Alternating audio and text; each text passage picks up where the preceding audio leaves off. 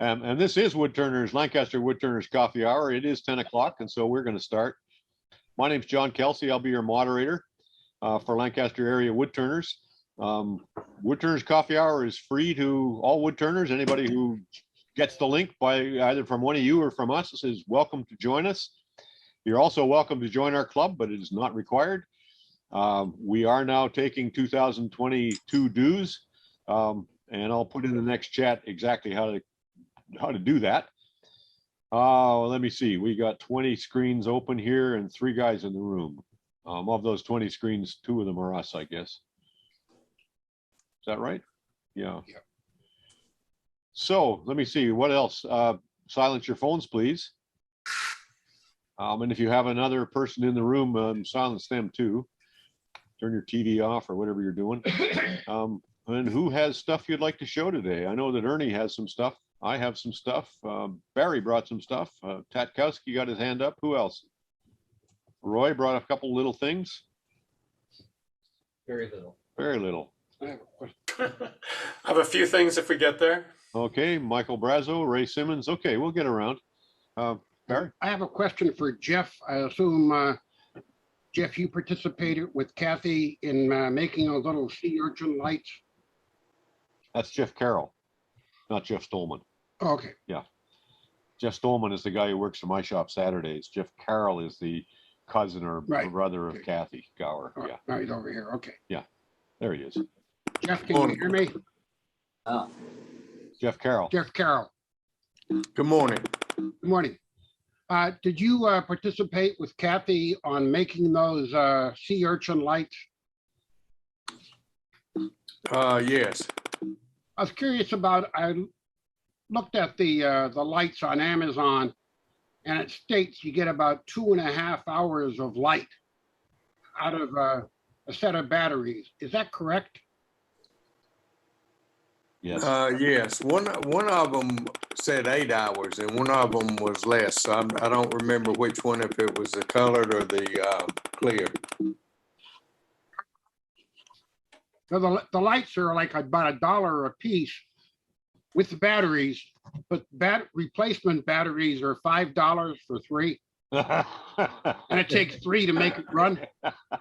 It sounds like a Gillette razor scam. Yeah. Don't glue them in. Buy more lights. That's right. Don't glue them in. I got a feeling if you get quality batteries, like the $5 for 3, they're going to outlast running an LED more than 2.5 hours. Yeah. I don't know. Yeah. I got to think so.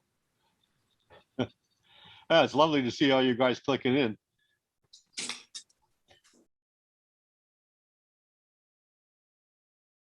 Let me see. I got a bunch of hands raised, but I know that Ernie has a presentation, so we're going to start with that because it'll be of general interest, and then we'll go around and deal with the work in the room and the work on the screen. So Ernie, you ready to go? Sure. I ran a class this past weekend, which I run most falls, in the fall season of the year, the Herbst, and it's with the idea of making Christmas presents. And this is a turning class that actually somebody can have almost zero turning experience and come away with something kind of cool. They do have to be somewhat handy and skilled with their hands, but it's to make these barley twist candlesticks. I made a set this weekend, and we make them out of mahogany. And are they a right and a left? Is that a right and a left? Right and the left. And the mahogany, you can actually scrape all the shapes in very successfully. I always say that in heaven, all wood will turn like mahogany and look like curly maple. But they're really 3 parts. There's a spindle turning for the candle holder and the wax cup that prevents the wax from dripping down. You put a metal cup in there as a fire protectant? I never have, but I've had 2 or 3 fires in them, so I'm exploring that now. That's going to be a good idea, because if you light those candles and then finish your bottle of wine and go to sleep, you can burn your house down. Exactly, and I've done it. So, I mean, I haven't burned my house down, but I've seen it in flames and put it out. The bases are a piece of faceplate turning, and they're all put together with dowels. Now, I turn my own dowels. I won't buy them, and they're the same wood. But they just all, in fact, I make them tight enough that I can just ring them together and they stay that way. I don't even put glue on them. That way, if you need to repair them, it's easy to do. I've made I probably made 30 or 40 pairs of these over the years. There's just a set of the spirals. And the way you do it is it's based on a principle that Maudsley actually built the first lead screw around 1800. It was 1790 something, I think. And that's the left-hand one, and this is the right-hand one. The right-hand one is easier for most people to do. But once you turn the basic shape of this, you drill a 3/8 hole through the middle, and then you simply put a chisel down at the appropriate angle, and it will generate that thread. And that's what Maudsley did to make the first lead screw. He took a fairly soft material, designed a cutter that he mounted in a floating bed, and it created a perfect lead screw. He then used that lead screw to make one out of better material. But the big trick here is you have to lay this out. And I have an article that I did for Fine Woodworking in 2006 that pretty well lays out the process. It is available online for purchase. But you lay this out, and I do it with masking tape after I make 4 quadrant lines, which I can get off the end of the piece. I connect those, and then I make marks every 3/4 of an inch, which would be 1 radius. And a good look to these is about 1 turn in 3 diameters, as you can see, and it's a 2 start. You can do them in 3 starts or even 4 starts if you want to. Lift it up under your chin a little bit more. Yep, thank you. And the trick is once you've laid it out, I just wrap masking tape around it, gives me a perfect line. And you take a back saw and you back saw right down the length of this, about 1/8 inch deep.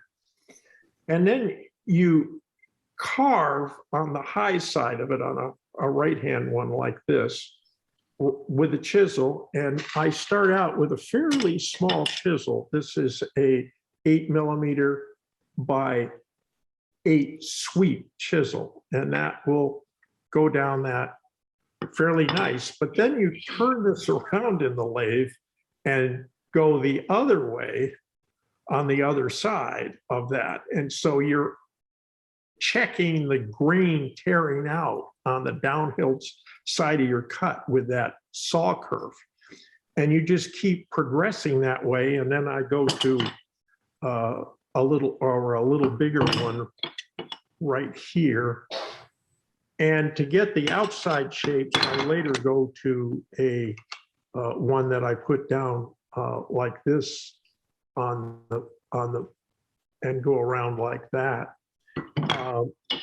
And I just pick the sweep that fits the one I'm doing like that.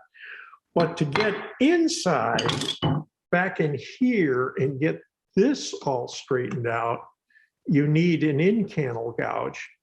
And they're hard to find these days. So I took a set I had, and there's the next one in the set, and I just reground it in cannel so the bevel is inside. And this allows you to go under like this and ride that bevel down that spiral and cut it. I also found this one at a wood turning auction that we have here at the North Coast Turners every Christmas time. And it's pretty good for getting in here too as well. In the final stages, I use a lot of rasps to clean it up before I sand it. And these are all various rasps. I have a lot of these Italian, what are called riffler files that are all different shapes. I can get into places and clean it up. And then finally, I just take pieces, and it's the only time I use cloth sandpaper around the lathe, but the lathe isn't plugged in, so it doesn't matter. But I put that in there and shoe rag that up and down those spirals to get them smooth. So there's about like 8 hours of work in a set of these. It's quite a bit of work. It'd be hard to sell them and make any money at it. Okay. Questions for Ernie? Questions, comments? You say you put a 3/8 inch drill bit the whole way through? Drill it end to end. That makes your dowels 3/8 too. Yep. Yeah. And you want to take both ends of it before you drill it and whack it onto your center so that you can pick up those marks as you turn it end to end and while you're carving it. So that's an important step you can't forget. Ernie, do you know which issue of fine woodworking your article was in? Sure. I've got it laying on the desk here. Just a second.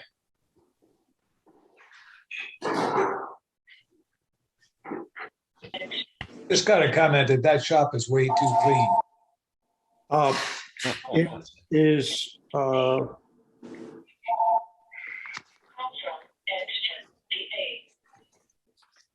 it's 2006. It's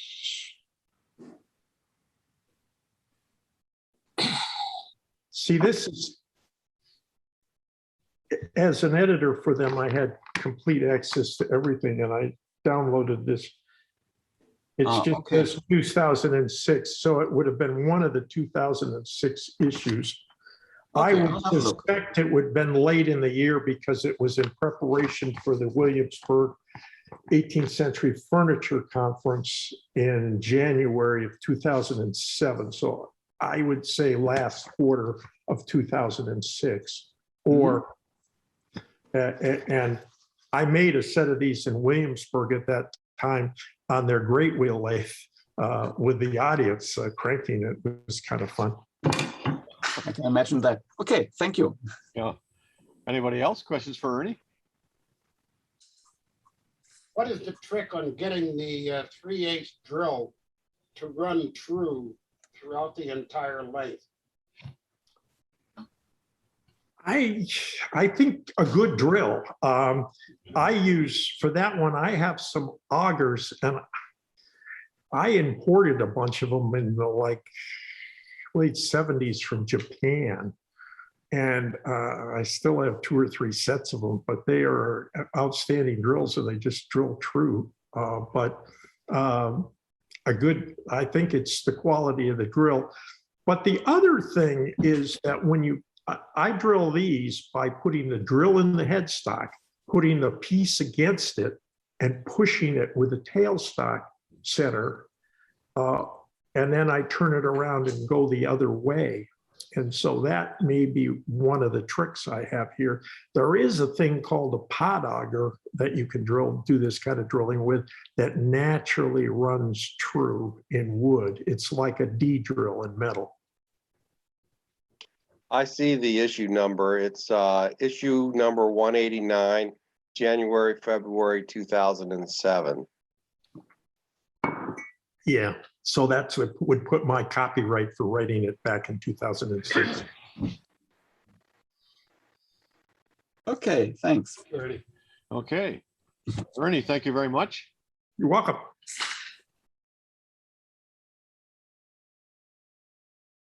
Ray, what do you got?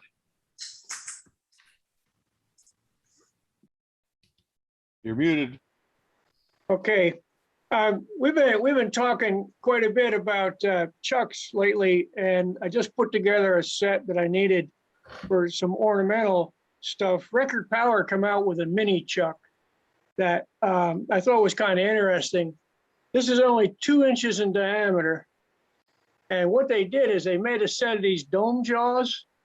So you can, when you can turn, and when you get in next to this, there's no edges.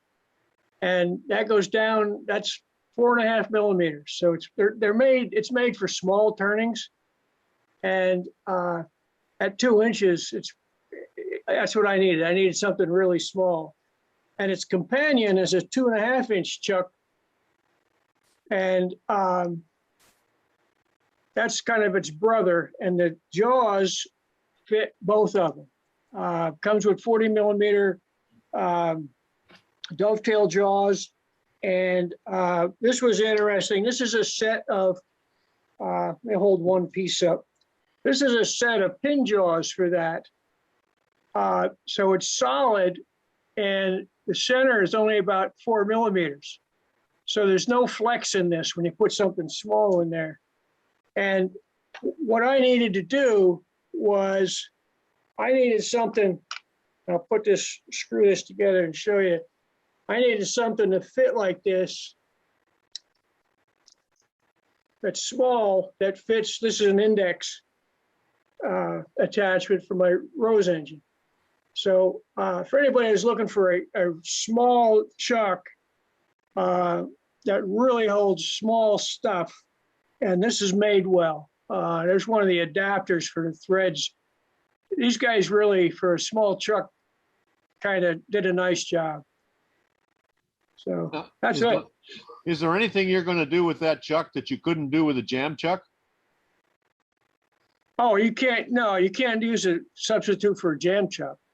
Okay. I mean, it's like if you're doing a small finial, you know, you have to be able to hold it. You have to hold a tenon. So, but it's nice. It's made nice. The thing is that the jaws are unique to that because they are smaller.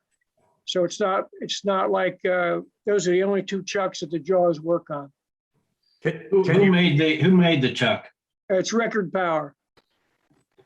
What did it cost? Well, the bodies are around $100 or less. And then the jaws, it's all according to what you want. They got a variety of jaws run, $25, $30, $40, all according to which one you get. But it runs extremely, extremely true. So can you back it up to 33 millimeters or 1.25 inches? Will it take that big a? Yeah, you can get adapters for this one. Now this one you can get 1/8 or 1 1/4, and that's direct attachment. And then the other one, you can get a variety of adapters. And it's made though like that. I have that adapted down to 3/4 16, which is, for good sized chuck, it's really a small thread size. But so for the one for this one, now this is a 2.5 inch one. If you got this one sized to your lathe, and then you get the jaws, you're pretty well set up because that opens wider. The 2 inch one, the 2 inch one with the dome jaws only opens at 13 millimeters, but that's what it's made for. And then the other one opens to a little less than 1 inch. So that's a pretty good size for a tenon. And who are you getting those from? Who's the vendor? I got that through, there's a number of sources, but I got that through here, Turner's warehouse. Okay. But you can, and the smaller ones is Record Power SC1, and the larger one is an SC2. You can just do a search for that. They're becoming there's a couple sources in some of the bigger supply places. All right. Any questions for Ray? Questions or comments for Ray? Let's see. Go back to, let's take the spotlight off Ray and go back to the gallery view. Yeah, questions and comments for Ray? Or should we say thank you and move on? Thank you. Thank you. Thanks, Thank you, Ray. Thank you. Thanks, guys. Who's next? Barry, you want to show those things you brought? There you are. Okay, on Tuesday night at our regular meeting, Larry Sherman did a basket illusion demonstration, and I've seen Can't hear him very well. Harvey Myers demonstration on AEW, and talks a lot about the plate becoming harmonic when you get like about a third of the way in, and I'm just trying to think about how to hold that plate better so it didn't chatter so much. This morning about 5:30, I woke up and like a fever dream, you know, this just a solution. I won't say the solution. A solution came to me, and so I made this morning. What it amounts to is I just picked about a 5.5-inch diameter for the outer ring here. It's just a 6-piece segment, just to something I could turn around. And it's mounted with the regular faceplate. And through the center, there's a 3/8-inch hole. And so you can run a regular 3/8 machine screw in through the bottom. And as you can see, this inner ring here has been bored to 1.5 inches. Frankly, I was in a hurry this morning making this thing, and I didn't grab a 1.5. I grabbed a 1 9/16 Forstner bit. So it's not as snug a fit as I had hoped. And this just simulates your workpiece. And what you do is there's a little plywood disc, Baltic birch plywood disc, that has a 3/8 T-nut embedded in it from the upper side. And you glue that, and it will be sacrificial when you're all done. You glue that to the back of your workpiece. And then when you put them together, you run the 3/8 bolt in from back here. It accomplishes two things that I like the most. One is it dampens out the vibration. And indeed, you can make this whatever diameter you want, so you could optimize it for whatever size plates you were turning. I know you can do a jam chuck as well, and that dampens the edge. This way gives you free access all the way around when you're turning it down to a certain point. But the second thing that it accomplishes is it allows you to use regular 3/4-inch wood and get your full plate. I think Larry was using 5/4 hard maple. You could buy like a Home Depot maple board that is finished out to 3/4, and because you weren't having to create a spot on the back here, you glue this on, and when you put under bolt pressure, the final thing that I think you should do is, I didn't have time to do it, but I was going to near the perimeter run 4 wood screws in, so that just the very points protrude from this surface. So it acts to, it resists the torque load from trying to turn it, and the spud in the center handles the direct shear on turning it. And when after you got the one side done, and I would say, whereas Larry was turning the back side of the plate first and flipping it over, I would say turn the top side of the plate and glue another one of these spuds on the face just by screwing it onto a 3/8 thread and putting it in your drill chuck and bringing it in on center. And then you can reverse it on here, and you just load it up until the plate is tight and it's damped. So, any questions? I see some hands raised. Are you guys asking questions, or are you Yes. go for it, Kai? Yeah.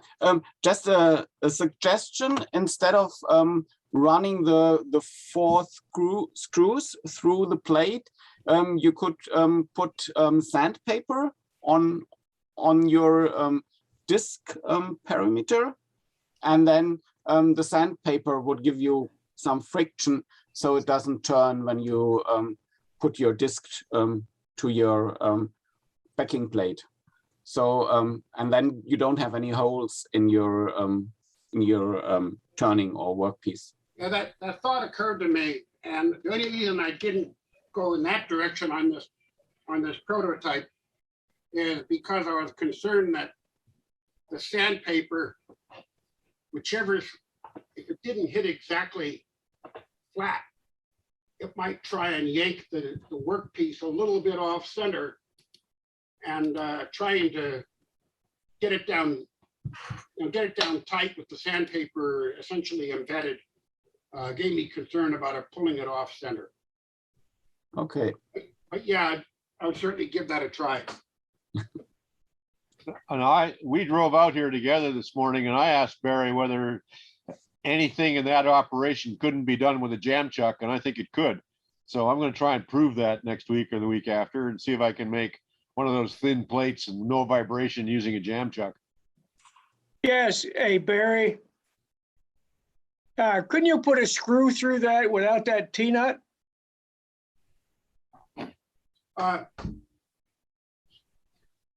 I would be concerned if if indeed I made this spud longer.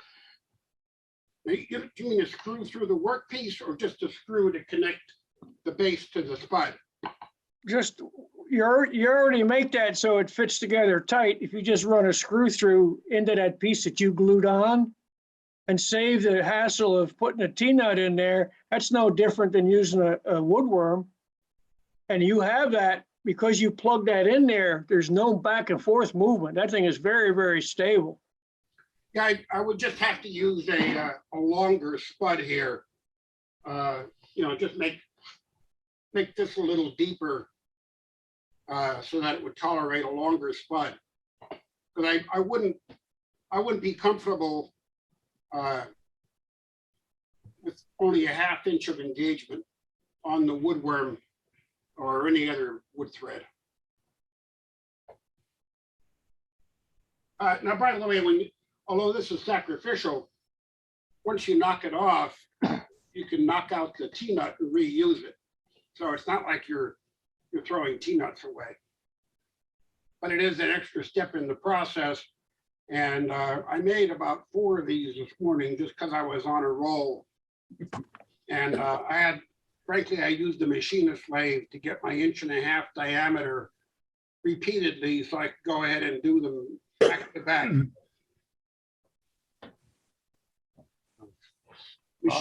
Machinist lathe confession, it wasn't all wood turning lathe. Saves a lot of it, yeah. Jeff Carroll, are you asking a question, or are you volunteering to do something else?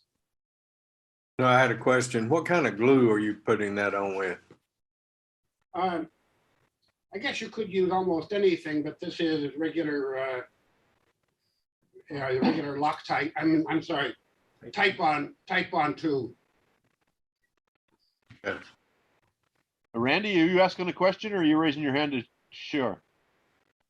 I have something to contribute. Oh, to this conversation? I've been making pens for about 1.5 months now. I have 40 of them. And if you could spotlight me. Well, just a sec. Let's finish with Barry before we go to pens, unless you're going to show. Okay, go ahead. Yeah. Any other questions for Barry? Okay, I'm going to challenge you, Barry. I'm going to try and do that with jam chucks and see where we get. Yeah. Since we got the camera there, Roy, do you want to talk about what you got on the table too? Sure. Which way do I go? You're good. You're good right where you are. Well, first thing I have is that it's about 5-6 years ago, maybe a little bit more, when I was president of the club, we had Ernie Conover. You know that guy? Yeah. Okay. So anyway, he came to show us. In fact, he stayed with us over the weekend. And at the end of the whole weekend, this little piece was a Conover piece that I was able just to take because nobody else grabbed it up. And So this is another thing that Ernie Conover has done. I'm going to switch cameras on you and ask you to go to the other side of the table and look at the guys in the room.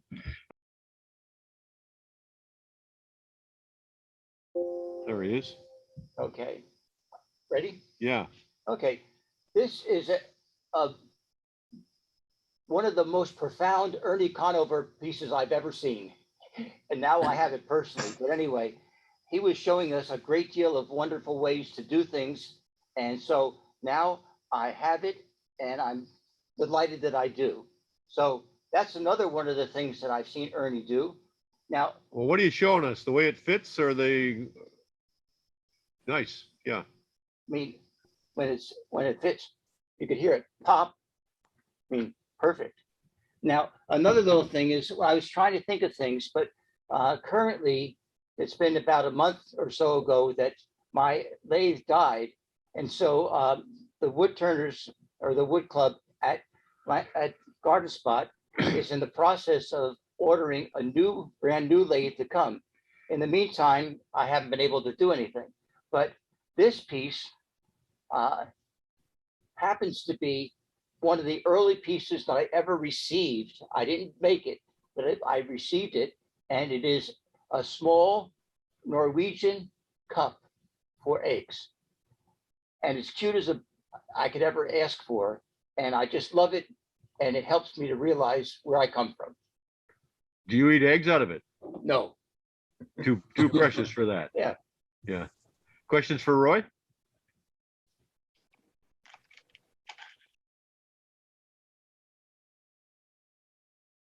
Okay, who's next here? Maybe it's me. There was some chat a couple of weeks ago about medicine bottles, pill jars. Somebody said they'd seen them in my house, and they made some that I thought were nice, but I think mine are also nice. So I brought a couple of them to show you. This is I call this a medicine man. It's a straight-sided jar. The lid is actually, the lid to the pill bottle is embedded in the lid to this. And it should be glued in, but it presses in. So it's one of those press down and open. And so whatever the med is can be in there in the bottle it came in. So the straight-sided ones like this are, this one with the screw top are medicine men. And in this case, I have a wood burned on the top what it is. You don't need to know that. But anyway, here's another medicine man. This is a straight-sided one also.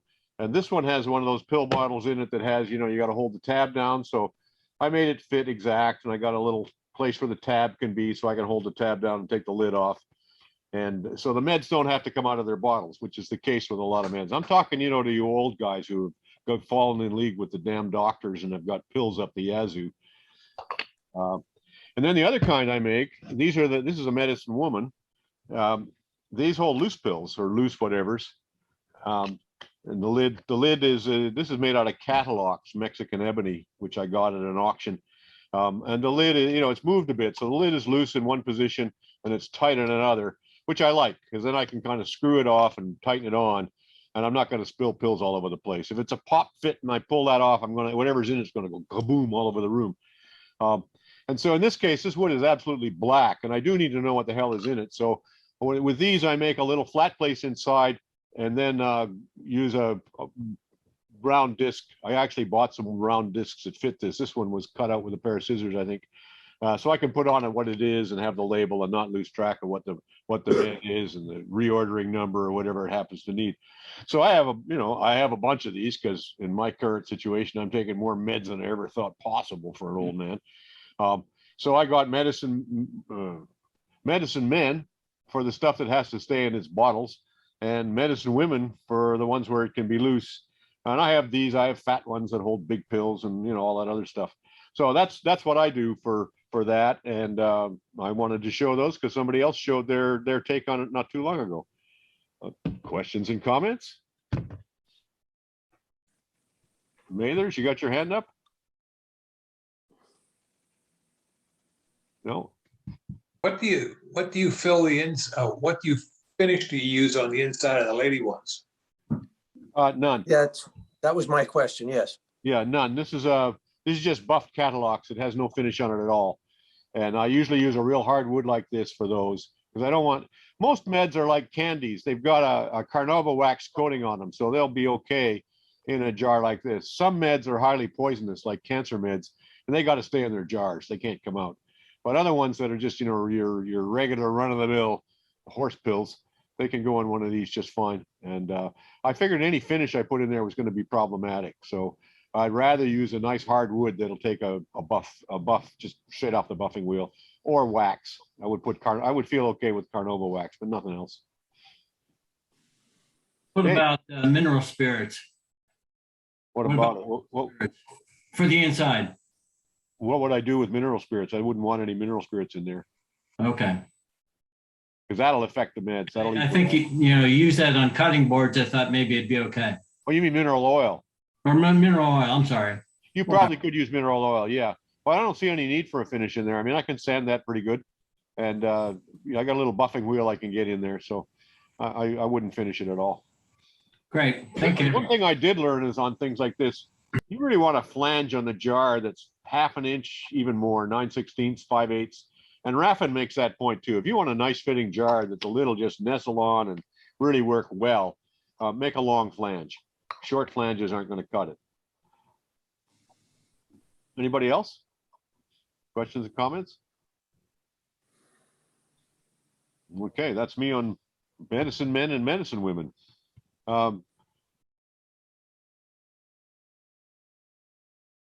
Who else has got stuff they want to show today? Bill had his hand up. Go ahead, Bill, talk. Can you hear me now? Yeah, we can. Okay, good. What I have here, I've been requested by one of my daughters to make a yarn bowl, and typical design parameters and stuff. She told me what kind of she wanted, the size. This is a 9 by, and it's not finished yet. I'm still working on it. I kind of got backed up, but it's a piece of silver maple, and this isn't cut out yet, but it's 9" by 5, and it's kind of a closed shape on it. It'll help contain the yarn, couple balls of yarn in there. And the thickness, what it is, it's designed to be a heavy bottom, 1/4 inch on top, roughly, and a half inch down in here. And it should be stable. She puts them on the floor, and I guess these balls would run all over for her. And so this will be a big help for her. And I'm planning, I did see Ernie's YouTube on, how to make these things, and they're very helpful. But it's an easy project. I like it. This wood has been drying for 4 years or so. I was surprised how hard it was, and I had to sharpen my tools a lot, and it looks like it's gonna, and I'm not gonna finish it. I'm gonna put a beeswax mineral oil from the Holland Bowl Mill. It'll be like a soft finish, and this here all round, make it so there's no catches and stuff. But I thought I would have it done for this Thursday, but I got some treatment stuff going. So, but there you go. Use it like that. That's very good. Yeah, but anyway, it's a nice project, and it's got some, I think it's box elder. What do they call that? Box elder bugs or that get in there? It's ambrosia. Ambrosia beetle. Yeah, that's ambrosia beetles. Oh, okay. Okay. This has a lot of it in there. What are you using to cut out the sides? I used a coping saw, just a little. I used a coping saw. Now this has to be trimmed back. I'm gonna, see how that flows. But I used a coping saw down to about here, and the rest of the way. I've been using these saber tooth cutters, and they do quite well. You can rock it, and get the thinness. And I can work that out, to, here where it's shown shadowed. But here you can see the shape. It's kind of like a closed bowl kind of containment. So I hope it works for her. Does it really need that much of a spiral for the yarn to emerge through?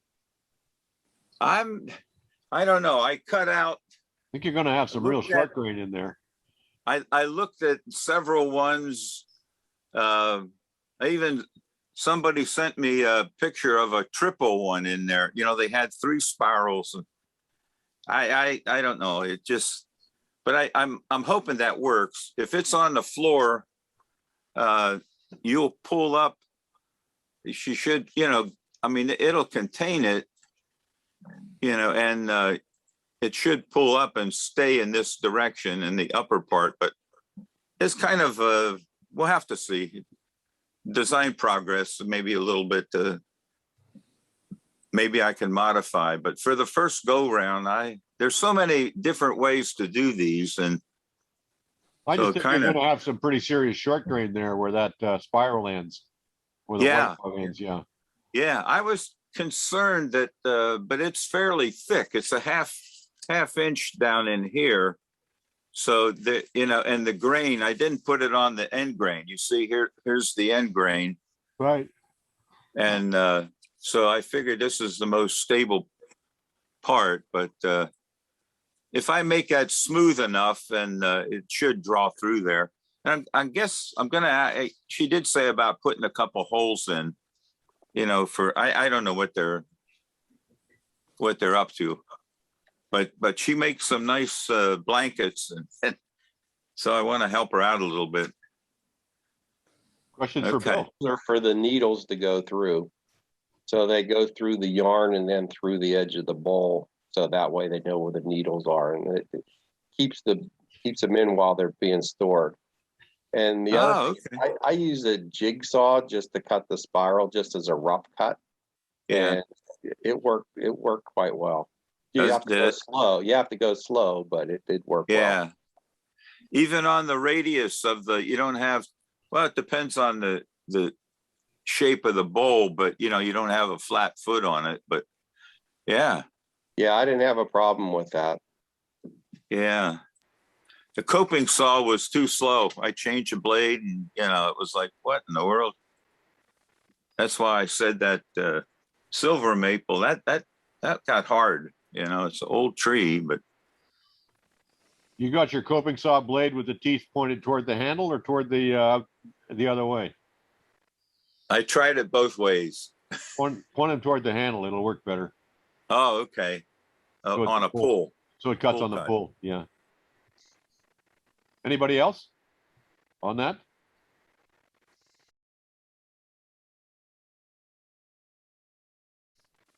Okay, I'm going to go to Randy, who's got his hand up. What do you got, Randy? I've been working on these Freedom Pens project, and I'm just finishing it up. And let's see if I can do this here. This is what 40 pens in a shoebox looks like. 39 of them are in there, and this is number 40. So I am finished with this. The dish is empty. And next week, these are going out to servicemen and women who are serving our country. What's it say on the tag? Pardon? Oh. I don't know if I can focus that closely. No, read it to us. It says, "Thank you for your service to our country. God bless the USA." All right. And it also says, it says, this pen was crafted from a single piece of wood as part of the Freedom's Pen Project. Cherry and maple woods were come from my home in central Pennsylvania. And it just has some instructions on it on care of the pen on the back. Good job. Good job, Randy, indeed. Any questions for Randy?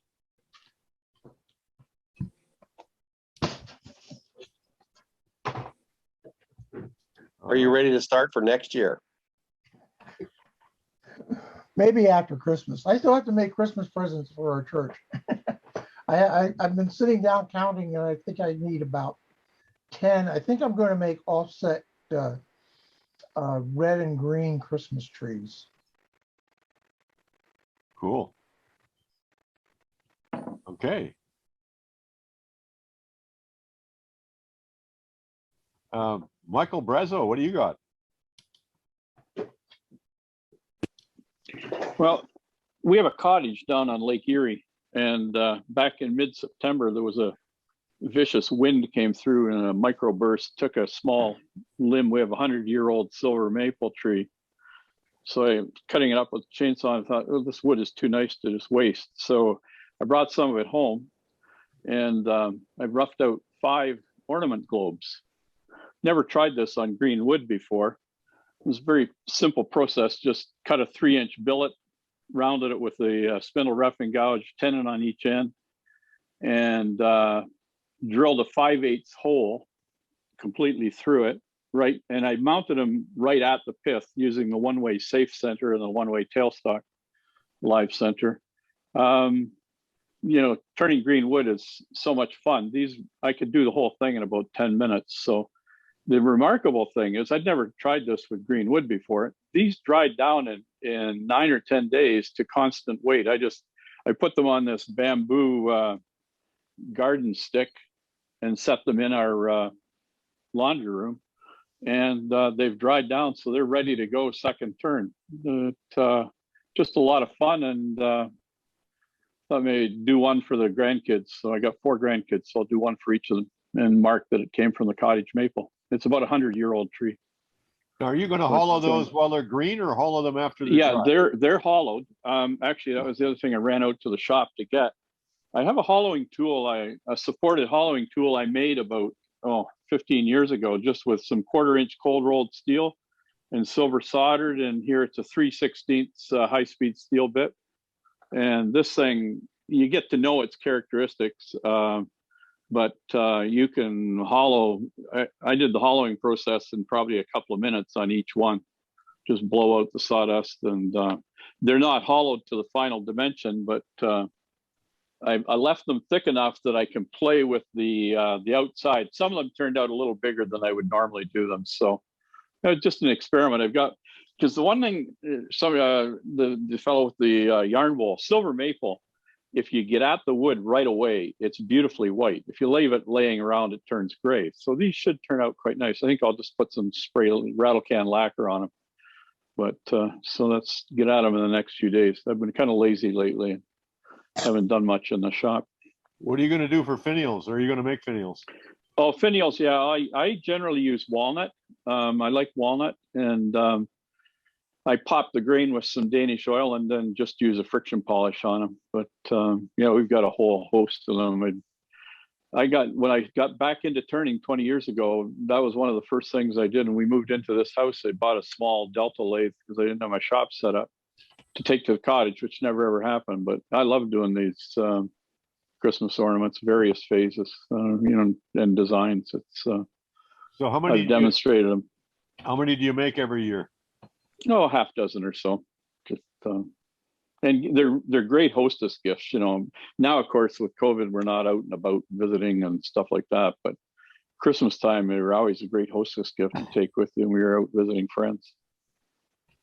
Questions for Michael? I'll remove the spotlight and go back to gallery view so we can see any questions that we got. Questions for Michael? How many of you guys are making Christmas ornaments this year? 1, 2, 3, 4, 5, 6. Probably another half dozen if we get everybody to get honest. Yeah. And are you making them for friends and family and hostess gifts, or are you going to sell them, or what's your plan? Why are you making Christmas ornaments? Friends and family. I'm going to make them to sell. Well, I'm making them to sell. Who said that? That's Ken. Okay. You're making them to sell at your, tell me what the deal is there. Yeah, it's called the Rivet, and it's a maker's shop. They put on a show every year. It's a winter fest. It's $100 for a booth, and our club decided to get a booth last year, and it was their first year, and it worked out real well for some, but not well for others. So the participation is about kind of low this year. So are you in a club booth or did you get your own? No, it's a club booth. Yeah. And what else is sold at this event? Anything that makers have. They do 3D printing, they have jewelry, they have all sorts of things. Just anything that one of the makers. Jars of jelly and stuff too? No, this is all handcrafted stuff. Okay. Any other questions for Ken? Yes, for those that you said some did well and some didn't. Is it because of what they made or the quality, or what was it that made some better than others? Well, it's a winter festival, and I think a lot of people brought expensive bowls, and I don't think expensive bowls sold well at a winter craft festival or makers festival like that. So people who made ornaments and boxes and pens and and things like that sold well, but I think that discouraged a lot of people because there was a lot of bowls there. So it's the smaller items that went quickly? Yep. Things, $20 to maybe $60 all sold. Anything above that, it was really hard to sell. That's kind of the iron law of craft, of most craft shows. $10, $15, $20 item, you're going to sell it. $100, $150 item, you're not going to sell it. No, I think some people decided that they wanted to show the woodworking or wood turning as art, and it is art, but it's also craft, and that was a craft show. That makes a difference as well. Yep. Questions and comments? All right. Bruce Lamb, you got the floor. Okay. So we had Barbara Dill in our club fairly recently, and although I've resisted doing multi-axis turning for a long time, probably because I know I have no carving skills, I finally bit the bullet and tried. These are a pair of Mesquite Candlesticks I made with parallel offset axes, and actually all you really do is cut a bead, a cove, and a bead, change your axis and do the reverse on the other way, and you get the pattern getting smaller and smaller. And as I said, I've reduced, so there's no carving in this at all. This is strictly multi-axis. And let's see here. So here's a version where I went a little thinner, and rather than just did a spindle, this is actually 3 pieces where the spindle off turned is from here to here, and then a base and a top for the candlestick is put on there.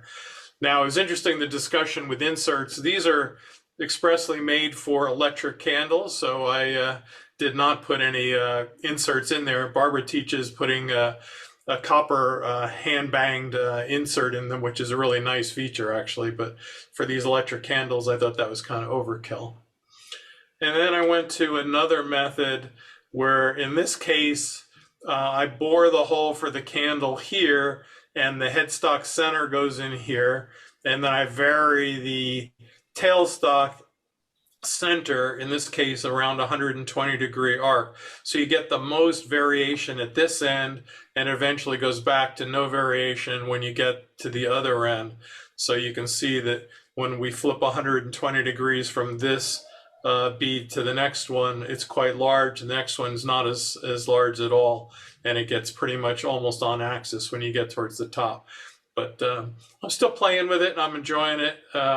But it is a little different, turning so much air. And in this one, at least you do get to a full turn. But it's still I feel like a beginner with it, but I'm having fun. What's the height on those? The multi-axis piece is about 12 inches. That seems like it wouldn't be terribly stable. Do you have any problem with that? On some of them, I actually have put lead weights in the base. On the other one where I did have a much wider base, it's quite stable. And again, it's an electric candle that doesn't have a lot of weight in it. I guess the battery is probably the heaviest thing there. If it tips over, you're not going to set the house on fire. But yeah, using a wider base is probably advisable, as well as you can put weight into the end is another way to do it. Thank you. Questions for Bruce? I got a little different. I have a question. comment. Go ahead, Roy. Go ahead, Ron. My solution in making candlesticks without a cup in them, I made a wooden candle and glued it in. So this is about 3 feet tall. Let me get the spotlight on you, Ron. Hold on a second. And a candle glued in. But I have made candlesticks and put the metal cup in. So that's always a good idea. Okay. I agree. Randy, you got a comment on this, or you want to show?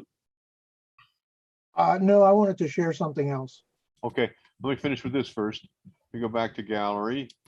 While we had Bruce on the screen, I had a question for you, Bruce. Where do you guys meet?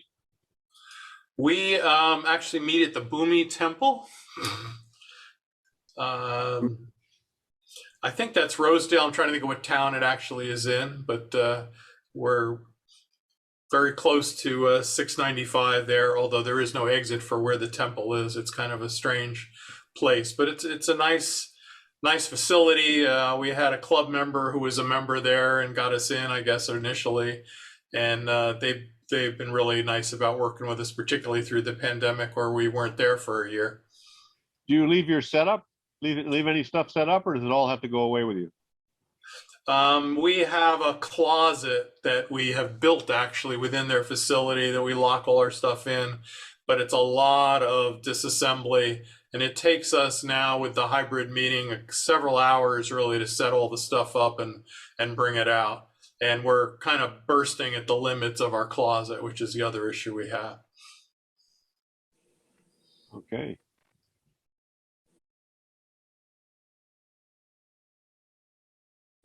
Let me see. I got Randy and I got Ken Vasco. Let me start with Randy. What do you got, Randy? This is going to be a safety type message.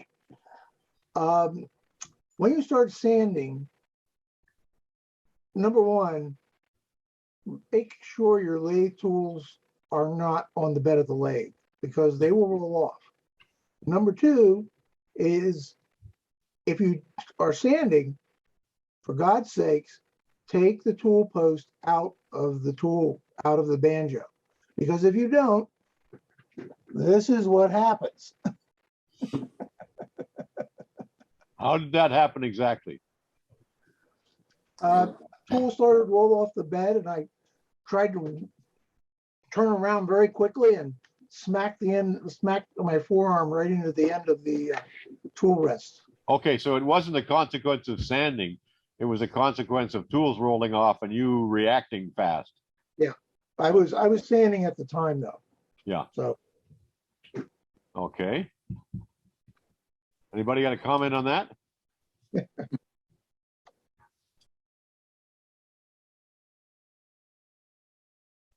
Vasco, what do you got?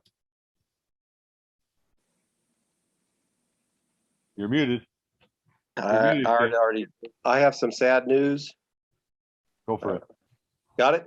Okay, I have some sad news. One of the founding members of our wood turning club was killed in a logging accident. He was cutting down a tree on his own property and the tree fell on him and crushed him. It's just a reminder.